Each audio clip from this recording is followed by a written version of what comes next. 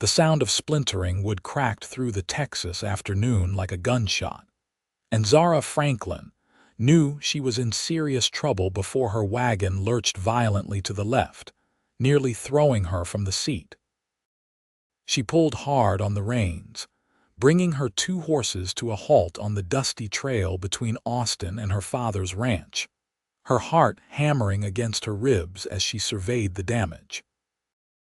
The rear wheel had broken clean through 3 spokes, rendering it completely useless, and the sun was already beginning its descent toward the horizon, painting the sky in shades of amber and rose.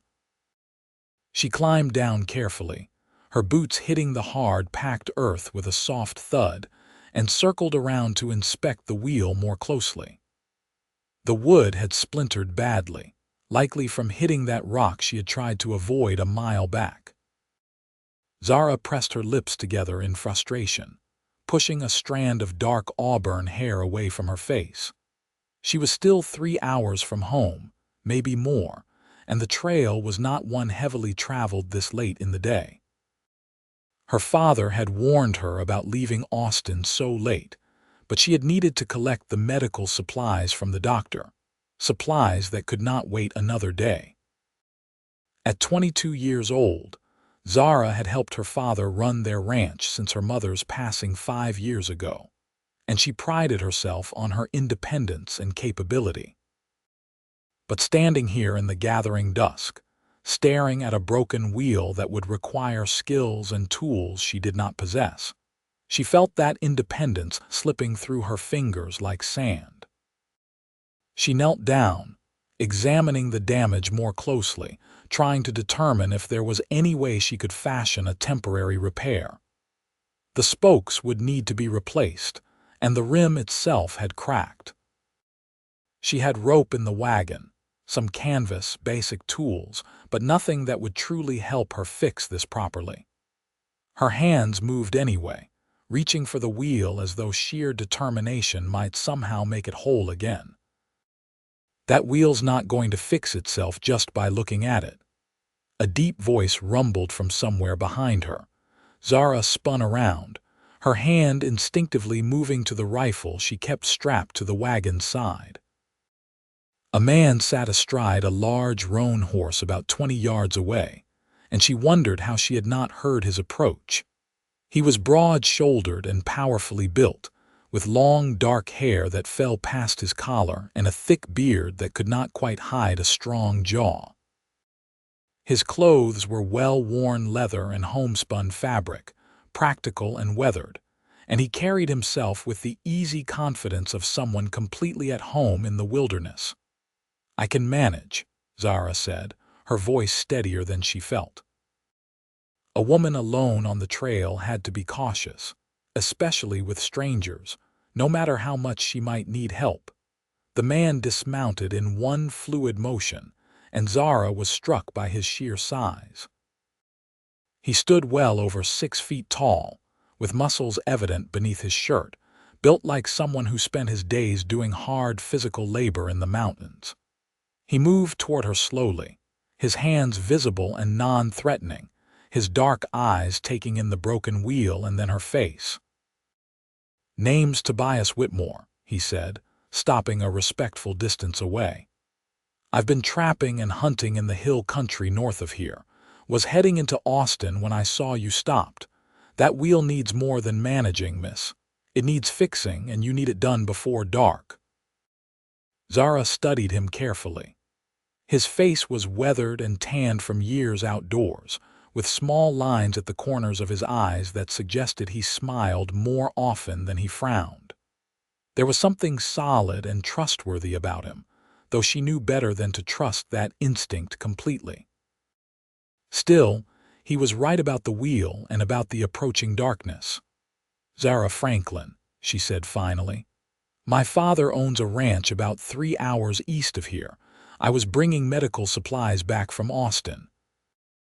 Tobias nodded, already moving toward the broken wheel and crouching down to examine it. His hands were large and calloused, the hands of a man who worked with them daily, and he tested the damage with a practiced touch. "You hit something hard. A rock. I tried to avoid it, but the trail was narrow. "These spokes are done," he said, standing up. "But I can replace them if you have some straight branches nearby and some basic tools. The rim can be reinforced enough to get you home, though you will want to replace the whole wheel soon." "I have tools," Zara said, already moving toward the wagon. "And there are some trees about a quarter-mile back near a creek." "I will get the wood," Tobias said. "You start unloading some of the weight from this side of the wagon. The lighter it is, the easier it will be to work on." He moved toward his horse, and Zara found herself watching the way he moved, all controlled power and efficiency. She shook her head slightly, focusing instead on following his instructions. She began removing crates and boxes from the wagon, setting them carefully on the ground. The medical supplies her father needed were in sealed containers, carefully packed to prevent breakage, along with other supplies she had purchased in Austin. Tobias returned within 20 minutes, carrying several straight branches he had clearly selected with care.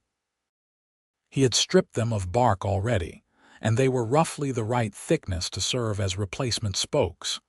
He also carried a length of green wood that could be shaped and bent. "This will work," he said, kneeling beside the wheel again. He pulled a knife from his belt, a well-maintained blade that gleamed in the fading sunlight, and began shaping the first spoke. Zara watched him work, impressed by his skill and speed. His hands moved with confidence, shaping the wood quickly and efficiently, testing the fit and making adjustments. She found herself drawn to the concentration on his face, the way his brow furrowed slightly as he worked. "How long have you been trapping?" she asked, partly from genuine curiosity and partly to fill the silence. "About 8 years, Tobias said, not looking up from his work. "Since I was 20. I grew up in Missouri, but I came down to Texas looking for open country and found it in the hills north of Austin. I trap in winter, hunt year-round, sell the pelts and meet in town every few months. That must be lonely work." "It can be," he admitted, fitting the first new spoke into place and testing its strength. "But I like the quiet. The mountains have their own kind of company if you know how to listen." Zara smiled slightly. "I think I understand that. Our ranch is fairly isolated too. Just my father and me and a few hands who help during busy seasons." "Your mother?" Tobias asked, then immediately looked apologetic. "I am sorry, that is not my business." "She passed 5 years ago," Zara said quietly. "Fever. The doctor from Austin could not save her, though he tried." Tobias nodded solemnly, his hands pausing briefly in their work. "I am sorry for your loss." They fell into a comfortable silence after that, with only the sounds of Tobias working on the wheel and the occasional stamp of the horses. The sun continued its descent, and Zara found herself grateful for this stranger's help, whatever his motivations might be. Without him, she would be stranded here in the dark, vulnerable and alone. As Tobias worked on the second spoke, Zara noticed the careful precision he brought to each movement. Nothing was wasted, nothing rushed. It was the work of someone who had learned patience through necessity, who understood that doing something right the first time was far better than doing it quickly and poorly. "Hand me that rope," Tobias said, gesturing toward the coil she had set aside earlier. She passed it to him, and their fingers brushed briefly. His hands were warm despite the cooling evening air, and she felt an unexpected flutter in her chest that she quickly dismissed. He used the rope to bind the new spokes in place while he shaped the reinforcement for the rim. The green wood he had brought was flexible enough to bend, and he worked it carefully around the damaged section, using the rope and some leather straps from his own supplies to secure everything tightly. "This will not be pretty," he said, "but it will hold long enough to get you home. Just take it slow over any rough patches." "I cannot thank you enough," Zara said sincerely. I do not know what I would have done if you had not come along." Tobias looked up at her then, and their eyes met. His were a warm brown, almost amber in the fading light, and she saw kindness there along with something else she could not quite name. "Any decent man would have stopped to help," he said simply. "Not every man is decent," Zara replied. "True enough," Tobias agreed, returning his attention to the wheel. "But I was raised to believe that strength should be used to protect, not to harm. My father taught me that before he died." There was a story there Zara could tell, but she did not press. Instead, she helped him where she could, holding pieces in place while he secured them, handing him tools as he needed them. They worked together with surprising ease, as though they had done this before, and the wheel slowly came together under his capable hands. By the time Tobias declared the repair complete, the sun had dropped below the horizon, leaving them in the purple twilight that preceded full darkness. He stood, brushing dust from his pants, and tested the wheel one final time, spinning it slowly to ensure everything held. "That should do it," he said. "Help me load your supplies back up and then you should get moving. Do you know this trail well?"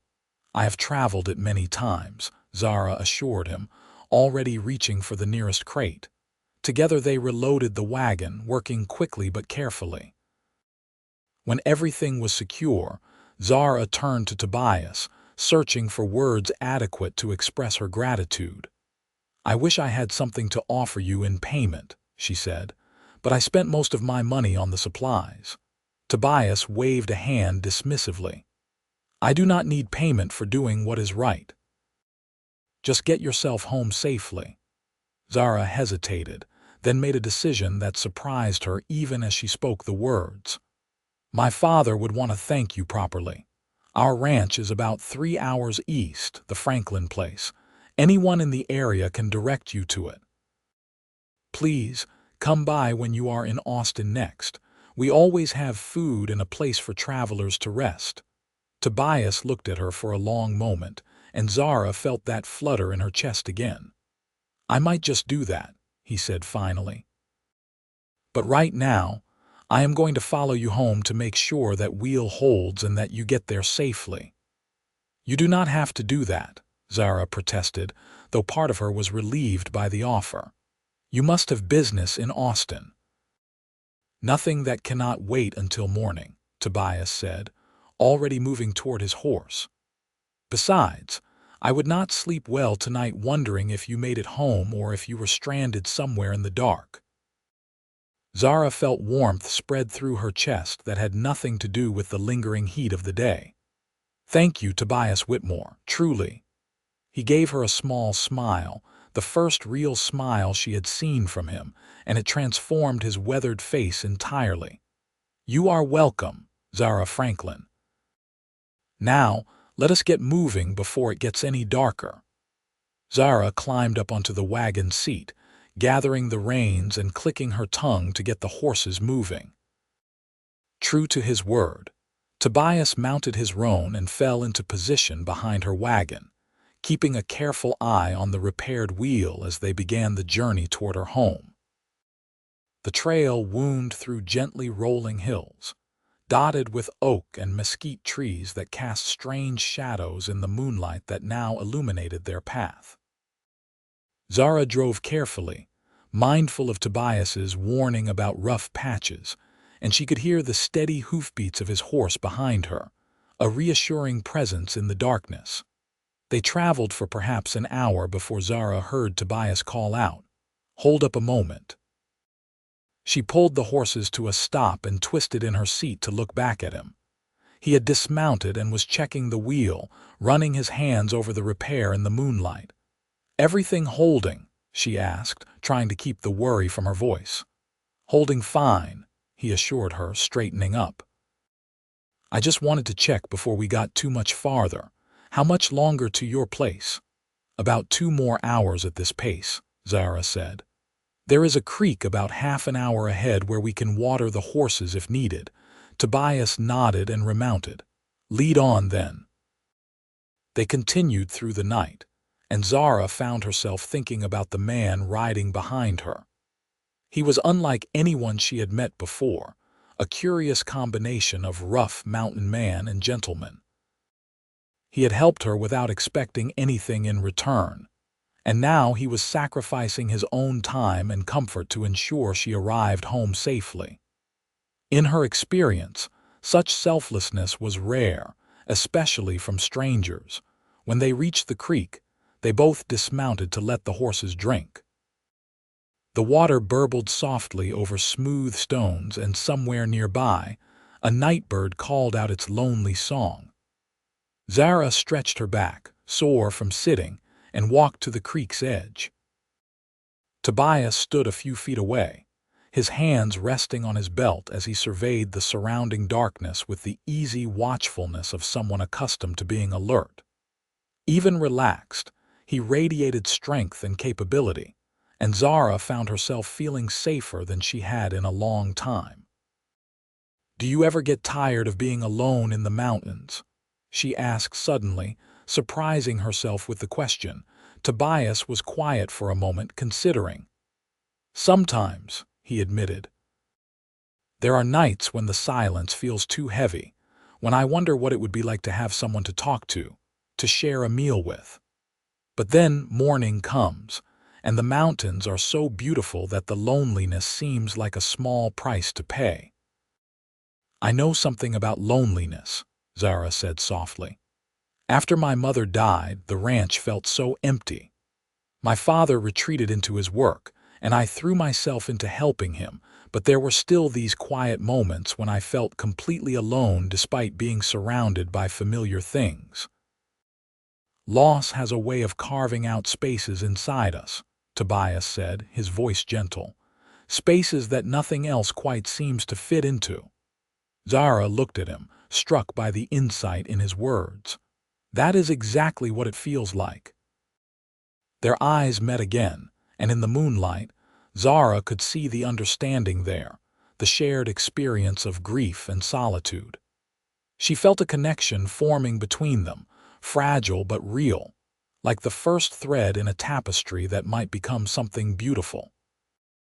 "We should keep moving," Tobias said finally, though he sounded almost reluctant. "Get you home to your father." They remounted and continued on, but something had shifted between them. The silence was no longer just comfortable. It was charged with possibility, with questions unasked and feelings unnamed. Zara found herself acutely aware of Tobias riding behind her, of his presence and his protection. The ranch came into view as they crested the final hill, lamplight glowing warmly from the windows of the main house. It was a modest but well-maintained property, with a sturdy barn, several outbuildings and corrals for the horses and cattle. Zara felt relief wash over her at the sight of home, but also something else, a strange reluctance for this journey to end. As they rode into the yard, the front door of the house opened, and a man stepped out onto the porch. Zara's father, Marcus Franklin, was a tall, lean man in his early 50s, with graying hair and sharp blue eyes that missed very little. Those eyes went from Zara to the stranger behind her, his hand moving instinctively to the gun at his hip. "I am all right, Papa," Zara called out quickly. "This is Tobias Whitmore. He helped me when my wheel broke." Marcus relaxed slightly but did not move his hand away from his gun. "That's so." Tobias dismounted and moved forward slowly, his hands visible. "Sir, I came across your daughter stranded on the trail about 5 hours back. Her wagon wheel had broken, and I had the tools and knowledge to fix it. I followed her home to make sure the repair held and that she arrived safely." Marcus studied Tobias for a long moment, his lawman's instincts clearly assessing the stranger. Zara knew her father had served as a deputy sheriff before turning to ranching, and he was an excellent judge of character. Finally, he nodded and stepped down from the porch, extending his hand. "Marcus Franklin, I appreciate you helping my daughter, and I appreciate you seeing her home safe. Tobias shook his hand firmly. Tobias Whitmore, it was the right thing to do. Even so, not every man does the right thing, Marcus said, echoing his daughter's earlier words. It is late, and you must have come out of your way. The least I can offer is a hot meal and a place to sleep for the night. I do not want to impose, Tobias began, but Marcus cut him off. It is no imposition. It is hospitality, which is another right thing to do. Zara, show Mr. Whitmore where he can stable his horse. I will have some food warming by the time you both come in. Zara climbed down from the wagon, her legs stiff from the long drive, and gestured for Tobias to follow her to the barn.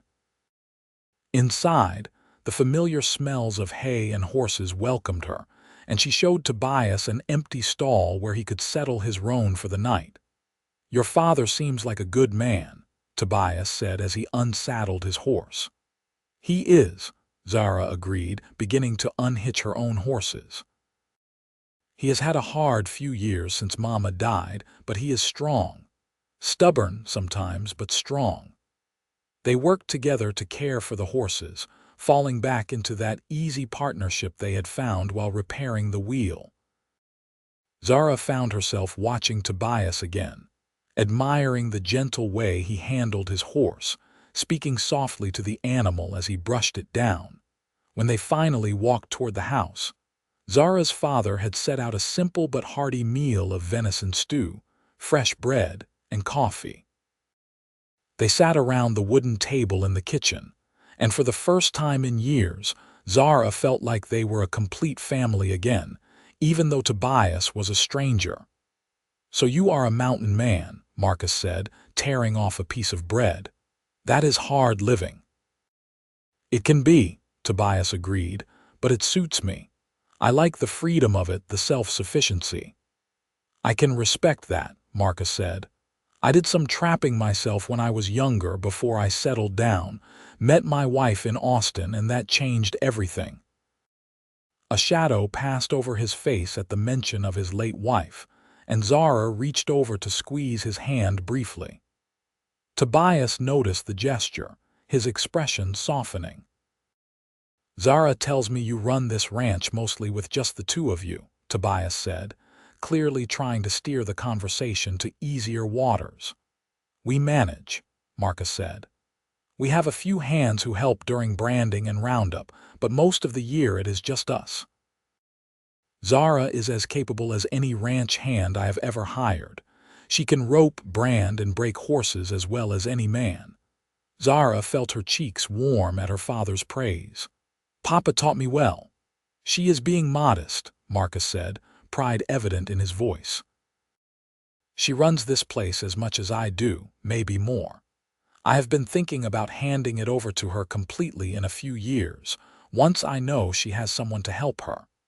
The words hung in the air, loaded with meaning. Zara knew her father worried about her future, about what would happen to the ranch when he was gone, about her being alone. It was a conversation they had had many times, and one that always ended with Zara insisting she could manage fine on her own. A place like this needs strong hands to keep it running, Tobias said diplomatically. But I have no doubt Zara could find good help when she needs it. They talked late into the night, the conversation flowing easily among the three of them. Marcus asked Tobias about his experiences in the mountains, and Tobias shared stories of his trapping adventures, of encounters with bears and mountain lions, of beautiful vistas and harsh winters. Zara found herself captivated by his words, by the picture he painted of a life so different from her own. Eventually, Marcus stood and stretched. I am heading to bed. Tobias, the small room off the kitchen is yours for the night. There are fresh linens on the bed. Thank you, sir, Tobias said, standing as well. I appreciate your hospitality. You earned it by helping my daughter, Marcus said simply. He kissed Zara on the forehead. Do not stay up too late. After her father disappeared into his room, Zara and Tobias stood in the kitchen, suddenly awkward now that they were alone. The lamplight cast dancing shadows on the walls, and the house had settled into its nighttime creaks and sighs. "I should let you get some rest," Zara said, though she found herself reluctant to say good night. "I suppose you should," Tobias agreed, but he did not move toward his room. "Zara, I want you to know that today, meeting you, helping you, it has been one of the best days I have had in a long time." Zara's heart skipped a beat. "For me too," she admitted softly. "I know we have only just met, but I feel like I have known you longer." "I feel the same," Tobias said, taking a step closer. "Would it be all right if I came back to visit, after I finish my business in Austin?" "I would like that very much," Zara said, and she meant it with every fiber of her being. Tobias smiled that transformative smile again. "Then I will see you soon, Zara Franklin. Good night, Tobias Whitmore." Zara made her way to her own room, her heart racing with a mixture of excitement and nervousness. She changed into her nightgown and lay in bed, staring at the ceiling and replaying the day's events in her mind. She had left for Austin that morning as one person and returned as someone different, someone who had met a man who made her feel things she had never felt before. Sleep came slowly, and when it did, her dreams were filled with amber eyes and strong, gentle hands. The next morning, Zara woke to the smell of coffee and bacon. She dressed quickly and made her way to the kitchen, where she found Tobias and her father already at the table, talking easily like old friends. Her father looked more relaxed than she had seen him in months, and she realized how much he must miss having male company. "Good morning," she said, pouring herself a cup of coffee. "Morning," both men replied. Tobias's eyes lingered on her face, warm and appreciative, and Zara felt her cheeks flush. "I was just telling your father that I should head into Austin this morning," Tobias said. "I have pelts to sell and supplies to buy." Zara tried to hide her disappointment. "Of course. You have already delayed your trip because of me." "No delay is too long when it comes to making sure someone is safe," Tobias said. He stood, draining the last of his coffee. "But I will be back in a few days if your offer of hospitality still stands." "It does," Marcus said firmly. "You are welcome here anytime, Tobias." Zara walked with Tobias to the barn, watching as he saddled his roan. The morning was cool and clear, with the promise of heat to come later in the day. Birds sang in the trees, and somewhere in the distance, cattle lowed. "I will be thinking about you," Tobias said quietly as he checked his saddle's girth. "About your smile, about the way you handled yourself yesterday. You are a remarkable woman, Zara Franklin." "You are pretty remarkable yourself," Zara said, her voice barely above a whisper. "I will be counting the days until you return." Tobias mounted his horse, looking down at her with an expression that made her heart race. "Then I will try not to make you count too many." He rode out, and Zara stood watching until he disappeared over the hill. When she turned back toward the house, she found her father standing on the porch, a knowing look on his face. "He is a good man," Marcus said simply. "Yes," Zara agreed. "He is." The next few days passed slowly for Zara. She threw herself into her ranch work, mending fences, checking on cattle, and helping her father with a dozen different tasks. But her mind kept wandering to Tobias. She wondered if he had sold his pelts successfully, if he was safe, if he was thinking about her as much as she was thinking about him. On the fourth day after Tobias had left, Zara was in the barn grooming one of the horses when she heard hoofbeats in the yard. Her heart leapt, and she hurried outside, hoping against hope that it was him. It was. Tobias sat astride his roan, but now he led a pack horse loaded with supplies. He looked tired but pleased to see her, and Zara felt her face break into a wide smile. "You came back," she said, knowing it was obvious but unable to stop herself from saying it. "I said I would," Tobias replied, dismounting. I am a man of my word. Marcus emerged from the house, greeting Tobias warmly. Good to see you again. How was your trip to Austin? Profitable, Tobias said. I sold my pelts for a fair price and picked up some supplies I needed, but I found myself thinking about getting back here more than I was thinking about the business at hand. His eyes were on Zara as he spoke, and she felt warmth spread through her entire body. Her father, ever perceptive, cleared his throat. Why do you not stay for a while, Tobias? We could use an extra hand around here, and I know Zara would enjoy the company. Papa, Zara protested, embarrassed, but Tobias was already nodding. I would like that, he said. If you are sure I would not be in the way. Not at all, Marcus assured him. In fact, you would be doing me a favor. I have been meaning to repair the roof on the barn, but it is a two-person job and I have been putting it off. And so Tobias stayed. He moved his things into the small room off the kitchen, and he fell into the rhythm of ranch life with surprising ease. He worked alongside Marcus and Zara, his strength and skill proving invaluable. He could fix anything that broke, handle the most ornery cattle with calm patience, and he never complained about the long days or hard work. But more than that, his presence brought life back to the ranch in a way that nothing had since Zara's mother died. Marcus laughed more, told more stories, seemed lighter, and Zara found herself falling more deeply for Tobias with each passing day. They fell into a pattern of working together during the day and talking late into the evening. Tobias told her about his childhood in Missouri, about losing his father to illness when he was young, about coming to Texas to make his own way. Zara shared her memories of her mother, her dreams for the ranch, her fears about the future.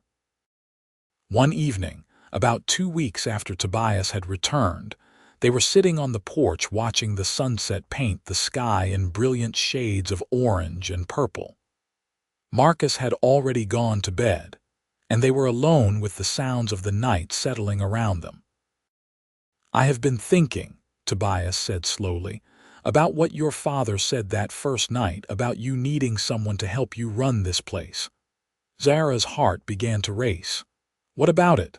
I have been alone for a long time, Zara. I thought I liked it that way, thought the mountains and solitude were enough. But these past weeks here with you and your father, I have realized what I have been missing. I have realized that the loneliness was not a small price to pay. It was too high a price. He turned to face her fully, taking her hands in his. His hands were warm and calloused and strong, just as she remembered from that first day. I am falling in love with you, Tobias said, his voice rough with emotion. I think I started falling that first day when I saw you kneeling beside that broken wheel, determined to fix it yourself even though you knew you could not. You are strong and capable and beautiful, and I cannot imagine going back to the mountains without you. Tears pricked at Zara's eyes. I am falling in love with you too, she whispered. From the moment you smiled at me in the moonlight by that creek, I knew you were someone special. I knew you were someone I could build a life with. Tobias leaned forward, and Zara met him halfway. Their first kiss was gentle and sweet, a promise of more to come. When they finally pulled apart, both were breathing hard, and Zara felt like her heart might burst from happiness.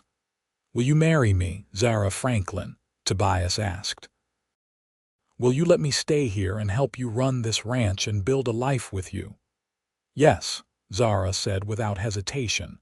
Yes, 1,000 times yes. They kissed again, deeper this time, and Zara felt like she was exactly where she was meant to be, in the arms of this strong, gentle man who had fixed her broken wheel and then fixed her broken heart. The next morning, they told Marcus, who pretended to be surprised but fooled neither of them. He gave them his blessing gladly, admitting that he had hoped this would happen from the moment Tobias had ridden into the yard that first night. I know a good man when I see one, Marcus said, clapping Tobias on the shoulder. "And I know my daughter well enough to see when she has found someone who makes her truly happy. You have my blessing and my gratitude, Tobias." They were married a month later in a simple ceremony in Austin, with Marcus and a few close friends as witnesses. Zara wore a dress of pale blue that had belonged to her mother, altered to fit her, and Tobias wore a new suit he had bought for the occasion, though he looked slightly uncomfortable in it. But when he saw Zara walking toward him, his face lit up with such love and joy that she felt tears streaming down her cheeks. They said their vows in front of the preacher, promising to love and cherish each other through all of life's trials and joys. When Tobias kissed her as his wife for the first time, Zara felt complete in a way she had never felt before. They returned to the ranch as husband and wife, and Tobias threw himself into making it thrive. He was an excellent rancher, bringing knowledge from his years of living off the land and combining it with Marcus's experience.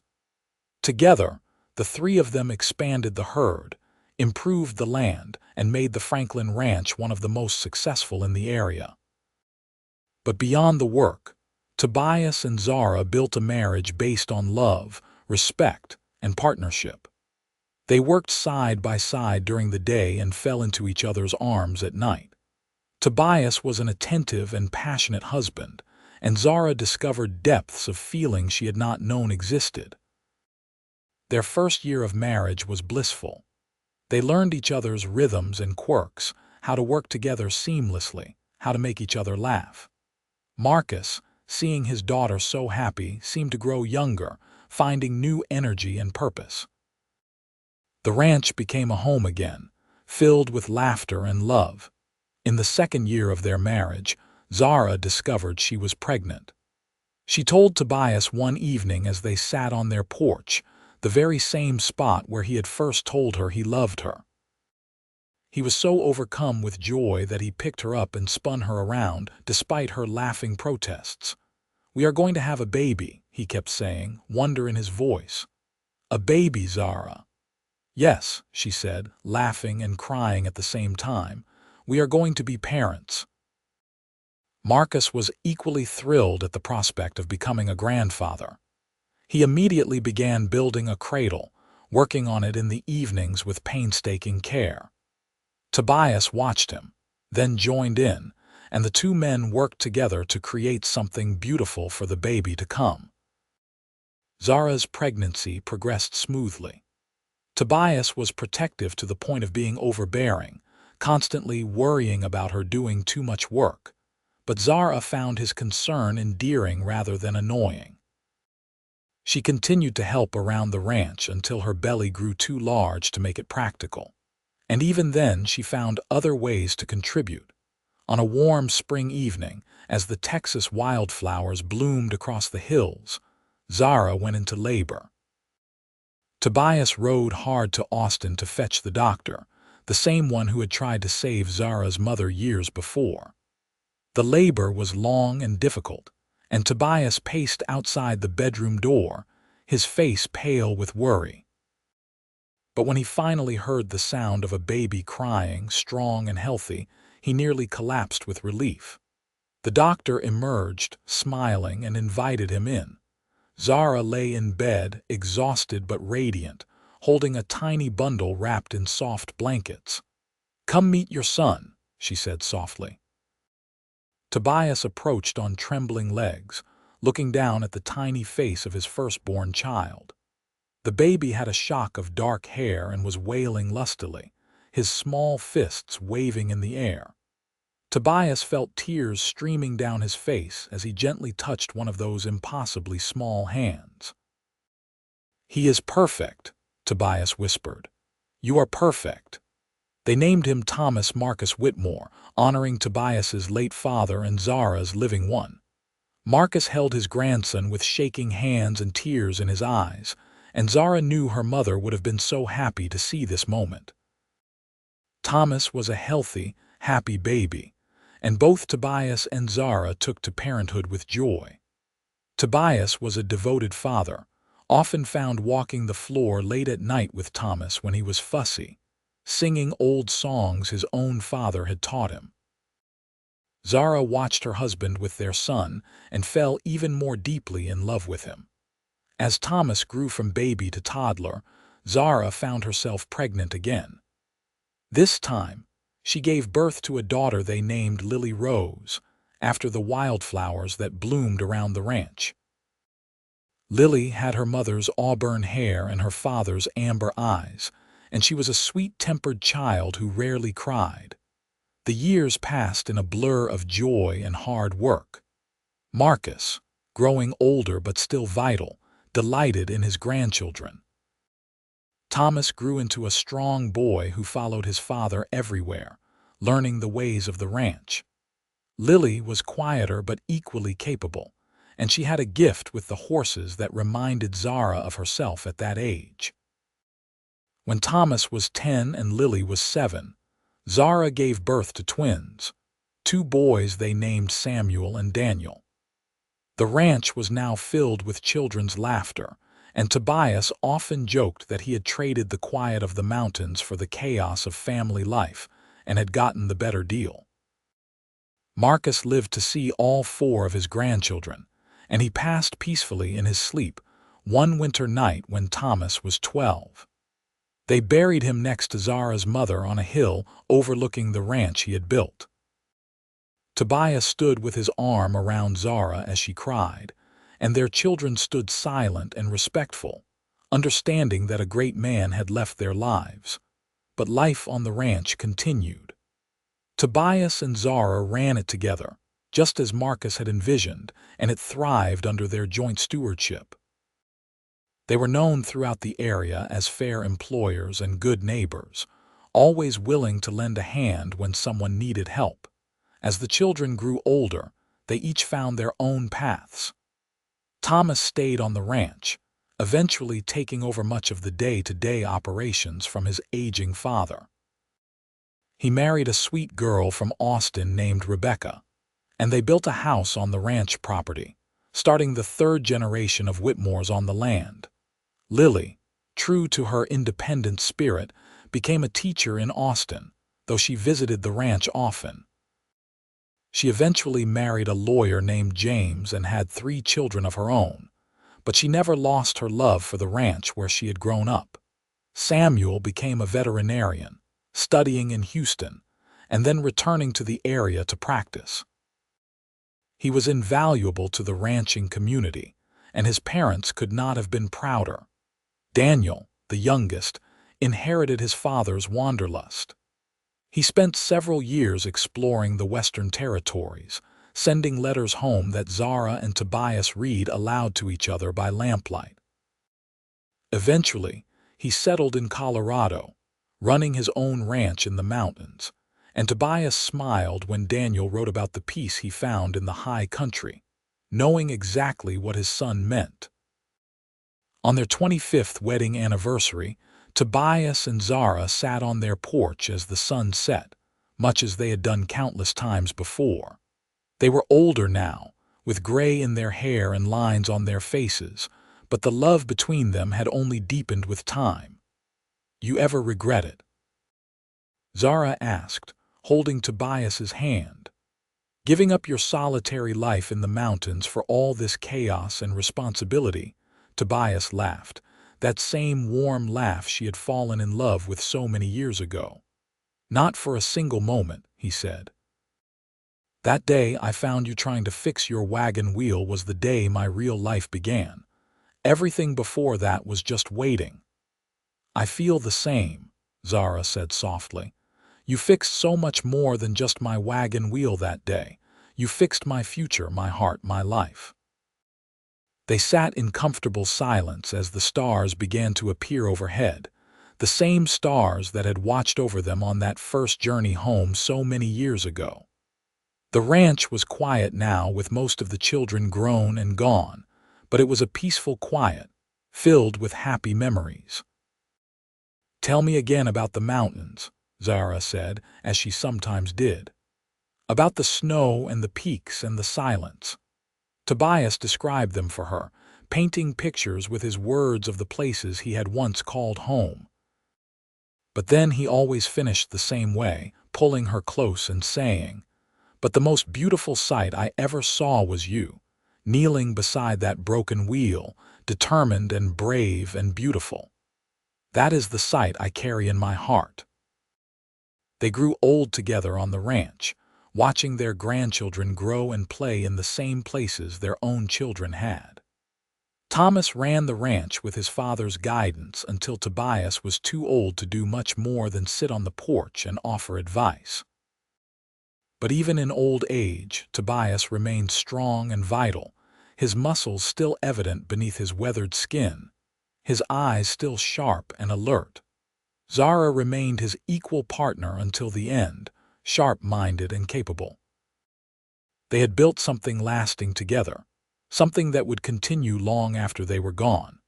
On a warm summer evening, when Tobias was 78 and Zara was 76, they sat on their porch watching the sunset one last time. Tobias held Zara's hand, and they talked about their life together, about all the joys and sorrows, all the victories and challenges. "I love you, Zara Whitmore," Tobias said, using the name she had taken as his bride more than 50 years before. "I have loved you from the moment I saw you, and I will love you beyond my last breath." "And I love you, Tobias Whitmore," Zara replied, tears streaming down her weathered cheeks. "You have been my partner, my protector, my love, and my best friend. You have been everything." That night, they fell asleep in each other's arms as they had done for more than 50 years. Tobias passed peacefully in the early hours of the morning, and Zara followed him less than a day later. The doctor said it was her heart, but everyone who knew them understood that Zara simply could not bear to be without her beloved husband. They were buried together on the hill beside Marcus and Zara's mother, overlooking the ranch they had built and nurtured. Their children and grandchildren gathered to mourn them, but also to celebrate the incredible love story that had begun with a broken wagon wheel on a dusty Texas trail. The ranch continued under Thomas's capable hands, and then under his children's, generation after generation. But in the family stories passed down through the years, the tale of how Tobias and Zara met never lost its power. It became legend, the story of the mountain man who stopped to help a stranded woman and found his forever home. On summer evenings, when the family gathered on the porch that Tobias and Zara had loved so much, they would sometimes tell the story again. They spoke of the broken wheel, of Tobias's strong hands fixing it, of his insistence on following Zara home to keep her safe. They spoke of love at first sight, of a connection that transcended the normal boundaries of time and circumstance. And in the telling and retelling, Tobias and Zara lived on, their love story inspiring new generations to believe in the power of kindness, in the importance of doing what is right, and in the transformative nature of true love. The ranch still stood, a testament to their hard work and dedication. The land they had tended so carefully remained productive and beautiful. But more than any physical legacy, what Tobias and Zara left behind was the example of their love, a love that had weathered every storm and emerged stronger, a love that had created a family and a home, a love that had begun with a simple act of helping a stranger and had blossomed into something eternal. Their great-grandchildren played in the barn where Tobias had first stabled his horse, ran through the fields where he and Zara had worked side by side, and sat on the porch where they had shared their first kiss. The land remembered them, held their memory in every stone and tree, every blade of grass and drop of water in the creek. And sometimes, on quiet evenings when the sunset painted the Texas sky in brilliant colors, those who were sensitive to such things swore they could feel a presence on that old porch, a sense of peace and love that transcended time. They imagined they could see two figures sitting together, hands intertwined, watching the day fade into night, still together, still in love, still home. The story of Tobias and Zara Whitmore became more than just a family tale. It became part of the fabric of the community, a reminder that love could be found in the most unexpected places, that a single act of kindness could change the course of a life, that two people who started as strangers could become soulmates. Years turned into decades and decades into a century, but the story endured. The ranch endured. The love endured. And in a world that often seemed harsh and unforgiving, the tale of the mountain man who fixed a broken wagon wheel and found his heart's home offered hope, inspiration, and the promise that true love, when nurtured and cherished, could indeed last forever. The legacy of that single day, when a mountain man named Tobias Whitmore came across a woman named Zara Franklin stranded on a dusty Texas trail, rippled forward through time, touching lives in ways neither of them could have imagined. But if they had known, if they could have seen the future they were creating in that moment when Tobias first knelt beside that broken wheel, they would have smiled, knowing that their love had become something bigger than themselves, something that would inspire and endure long after they had gone. And so the story ends where it began, on a dusty trail in Texas, where a broken wagon wheel brought two souls together and set in motion a love story for the ages. A story of strength and gentleness, of protection and partnership, of two people who found in each other exactly what they needed to be complete. It was a story that proved that sometimes the greatest journeys begin with the smallest acts of kindness, and that sometimes fixing something broken can lead to building something beautiful that will last for generations to come.